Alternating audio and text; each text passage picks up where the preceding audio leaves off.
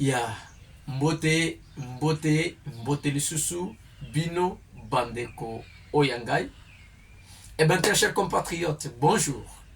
Ezali wabino messieurs wazalendo, les soldats qui ne blaguent pas, les communicateurs autoproclamés de la nation congolaise. Eh bien, très chers compatriotes, n'oubliez pas que vous êtes sur une émission dénommée Oza les Waz avec M. Wazalem. Oza avec M. Wazalem invite tous les Wazalem de la République démocratique du Congo de s'abonner massivement, de liker nos vidéos, de commenter et de nous proposer. Pourquoi? Parce que M. Wazalem de Channel, c'est une brigade numérique de l'information. Donc, M. Wazalem Channel travaille pour la République démocratique du Congo.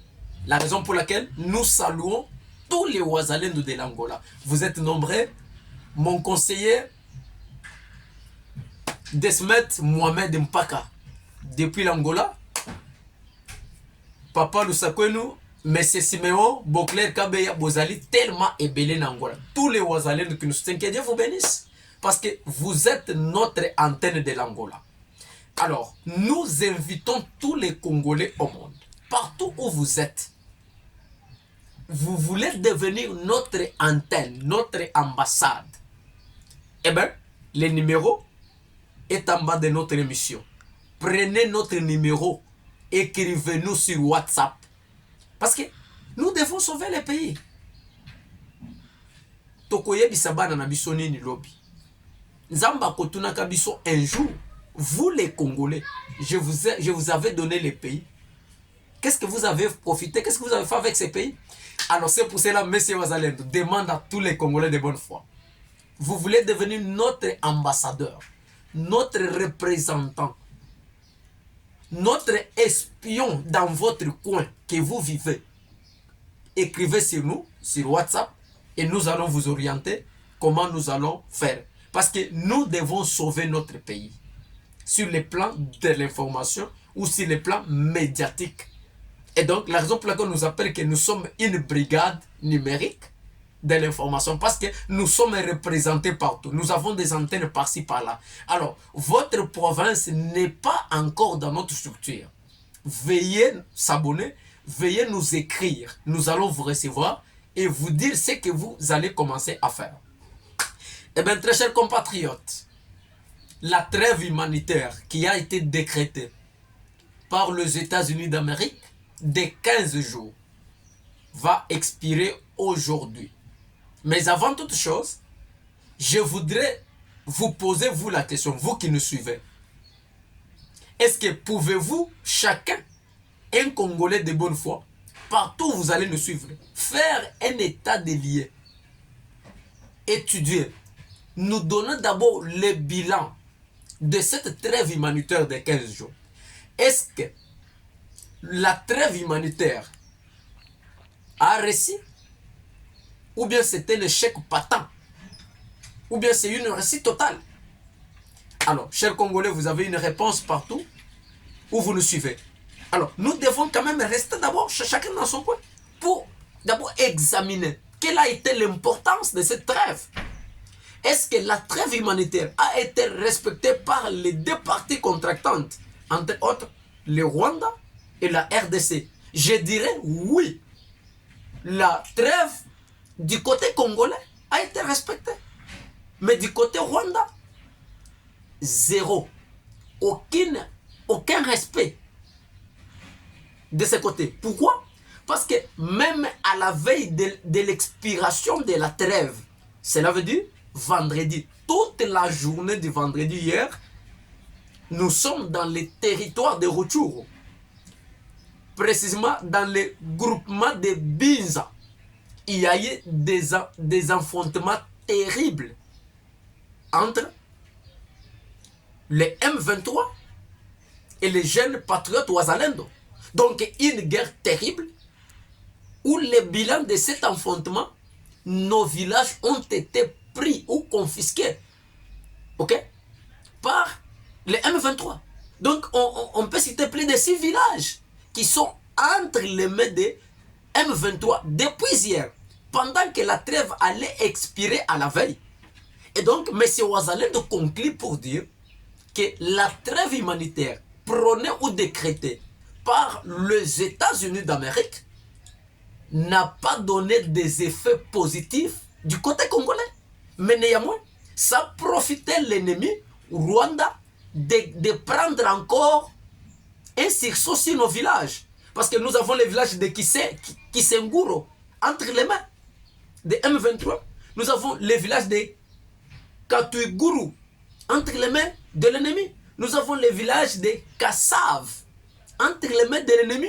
Nous avons le village de Nyabanira entre les mains de l'ennemi M23. Et nous avons l'ennemi, le village de Ngwenda.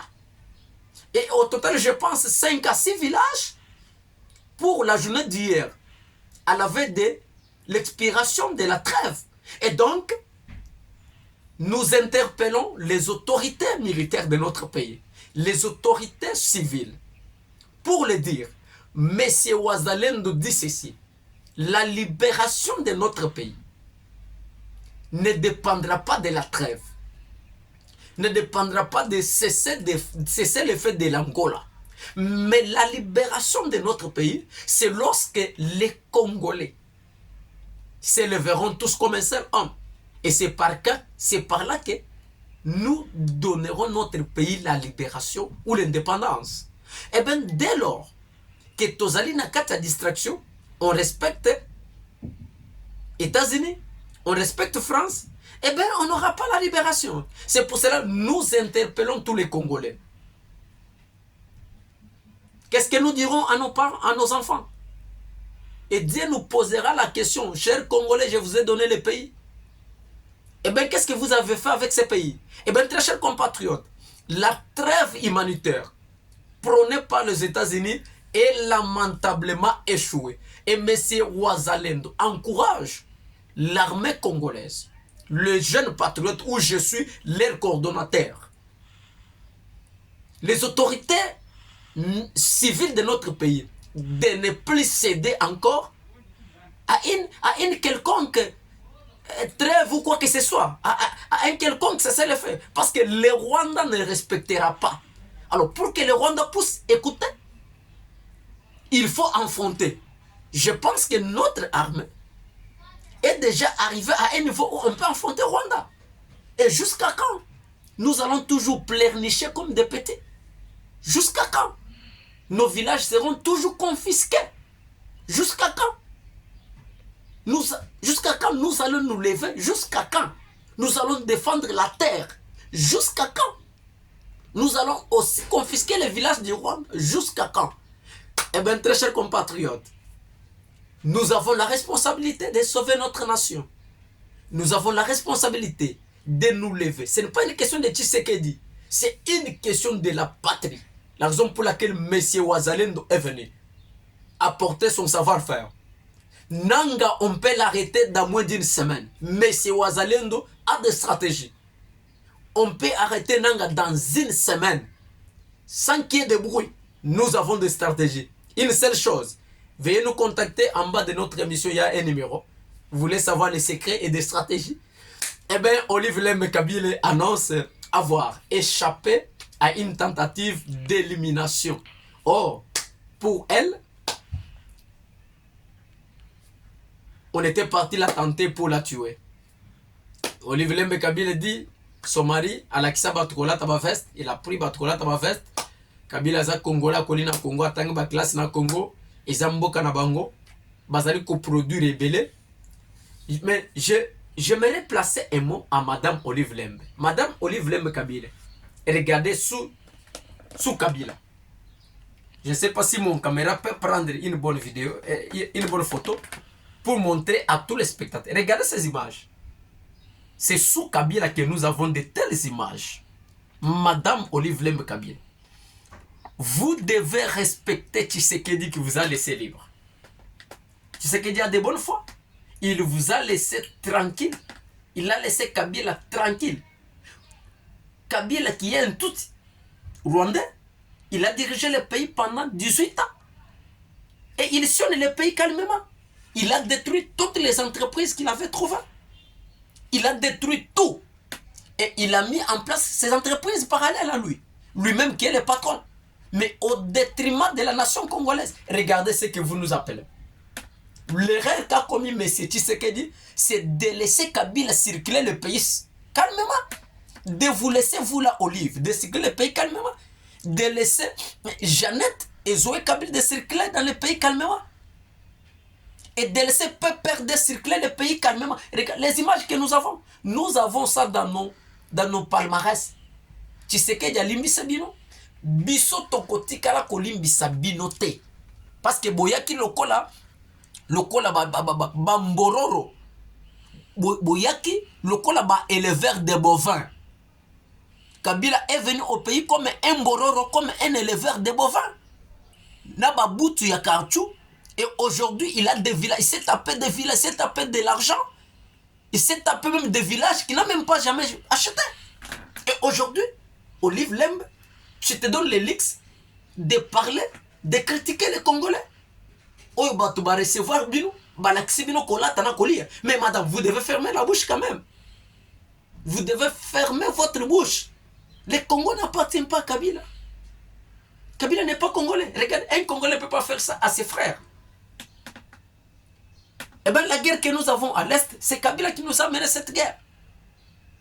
Alors aujourd'hui, vous avez quand même le courage d'être libre de parler. C'est parce que Tshisekedi vous a pardonné. Mais nous, les Congolais, tokotikala kolimbisa binote. Madame, n'osez plus parce que M. Ouazalène, à chaque fois que tu interviens, tu fais tes sorties médiatiques, M. Ouazalène doit sortir pour répondre. Kabila n'est pas un Congolais. Il s'est tapé des villages, s'est tapé de l'argent au détriment de la nation congolaise. Et aujourd'hui, j'interpelle, madame, tu sais qu'il n'est pas ton ami, n'est pas même pas l'ami de Kabila, ton mari. Mais madame Olive Lembe, est-ce que pouvez-vous poser la question à monsieur Kabila, où est parti monsieur Eric Lenge? Ou bien je vous pose vous la question, madame Olive, dis-moi, où est parti monsieur Eric Lenge? Papa ya bana na yo akenda wapi? Pour les loyers qu'on a examination Kabila. Eh bien, très chers compatriotes, pour ce soir, ça ne finit pas là.